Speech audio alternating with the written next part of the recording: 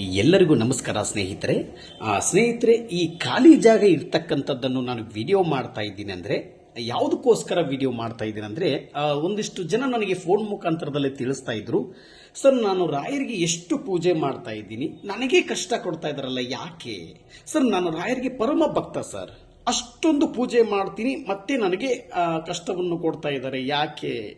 ಸ್ನೇಹಿತರೆ, ಒಂದು ಅರ್ಥ ಮಾಡಿಕೊಳ್ಳಿ, ಈ ಖಾಲಿ ಜಾಗ ಇರ್ತಕ್ಕಂಥದ್ದನ್ನು ಯಾರೂ ಅಲ್ಲಿ ಕೈಯನ್ನು ಮುಗಿತಿರಲಿಲ್ಲ.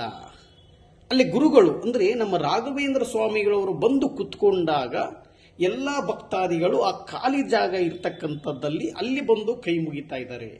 ಸ್ನೇಹಿತರೆ, ಆ ಜಾಗಕ್ಕೆ ತಾಳ್ಮೆ ಅನ್ನೋದಿತ್ತು.